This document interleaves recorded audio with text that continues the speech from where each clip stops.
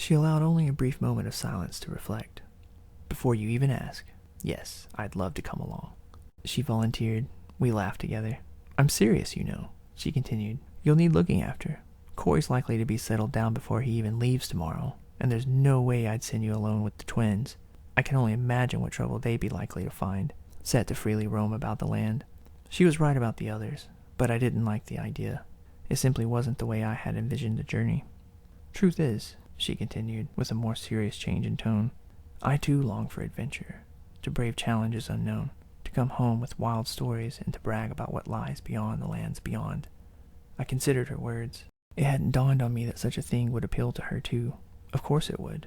It wasn't difficult to believe. Her father had done the same, the very dreamer who inspired the dream in me. They say there is a palace that floats high over the land, higher than even the peak of the tomb. They say the only way to get there is to climb a mighty tree that holds it within its branches. Wouldn't that be exciting to see? She asked. A palace built in the heavens? I hadn't heard of this. You know what else is exciting? She asked. What? I asked, curious to hear what other crazy marvels she had to share. The thought of us. Her lips reached up to meet mine as she pressed against me. Her hands became far more adventurous than they had ever been before. I panicked. I drew away gently and thought of escape. I still have to meet the twins, I promised, I quickly explained. She blinked, a dreamy look in her eyes. Must you really now, Kael? I gave my word, I responded boldly, as if it had been a blood oath. Why don't you wait for me? My bed is the one with the darkest furs, along the east wall, I suggested softly, in what I hoped was a seductive tone. This had not been my plans for the evening at all. She smiled at the idea, her blue eyes peering out from the magenta which had begun to bleed down onto the patchy white along her cheeks.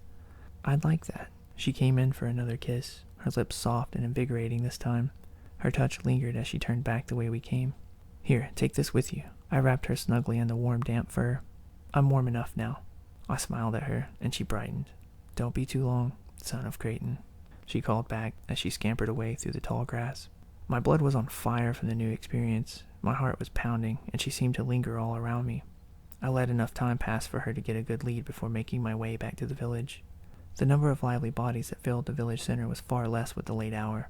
The music was gone, save for a small group that still danced and carried on around the large dying fire at the center. I passed a fire circle where several bodies still gathered around the low-lying table, dimly lit by candlelight. Balthar sat among the small group, peering over the contents of the squat table. Many unique figurines were placed on a decorative game board, and the group was now disputing how best to defeat a monster the characters had encountered in the game. This was Balthar's favorite hobby, and his youngest daughter, Fei Li, had managed to join the group. She was all but asleep with her head resting on her father's leg, as he argued with the man next to him as how to best deal with the giant arachnid threatening their party. Further along, I saw a hulking old man hunched and alone around the dwindling fire. As I drew closer, I recognized it to be my grandfather, Kragar. Instinctively, I went to him. His eyes were all but closed, his cheeks rosy above his haggard beard. I called to him as I placed a hand on his massive shoulder. His eyes slid open as he smiled. Kael, my boy. He paused to wet his lips with a wet smacking sound and the shuffle of his beard. It's gotten late, hasn't it? Yes, it has, grandfather. But never too late. I smiled down as I offered my hand. He reached out and grabbed hold. Oh yeah? Need your old grandfather to help you home for the night, eh? You've drank a little more than you're used to, he chuckled. We both knew he didn't need assistance, drunk or not. It was the initiative that mattered. He shifted his weight onto his left leg, stretching the prosthetic out to his right. He stood to his feet as easily as any other drunken man with one leg, the prosthetic sliding up and under him as he rose. He was standing, but not ready to walk, it seemed. Whoa now, he groaned. The world's got a mighty spin to her tonight, don't she? He held onto my arm for balance, swaying with a chuckle. His smile was as wide as his crazy beard, battered as much with color as with age. To me, he would always be that warm guiding spirit, a spirit that inspired my own. Doesn't she always? I teased. Always? Well, that's a long time, lad. So far so good. Might be the one consistent thing shared by all women. Now listen close to this little gem of wisdom, one to buzz for generations. Hold on to it and pass it along. The Great Mother is always spinning, and there's a mighty good reason for it, my boy. Ladies love to dance. Remember that. Keeps them happy. He chuckled again, not quite set enough in his wits to take the next step. He dipped only slightly as he brought the prosthetic around. Ah, progress! We've got her now, lad. Only 43 more to go. You've counted them? I asked, finding it possible, though unlikely.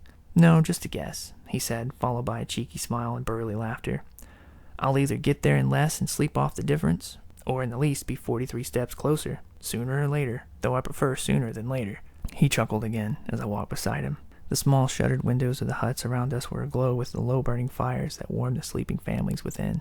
These were the homes of the Devai, brothers and sisters all, winding down with the late hours of darkness.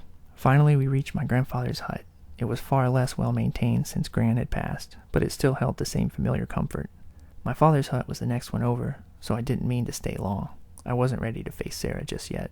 "Thanks for seeing an old man home, my boy," came my grandfather's words. "Good night, grandfather," I said with a smile. I bowed before turning to go about my way. "Hold on, boy. I've got something for you," my grandfather called after me as he reached into his hut and produced a shiny bottle containing a dark liquid. The cork was finely wrapped with twine. "A little goes a long way. That's a bottle of my finest there." "Thank you, grandfather," I said as I accepted his gift. The glass was clear and smooth, truly fine in quality and rare.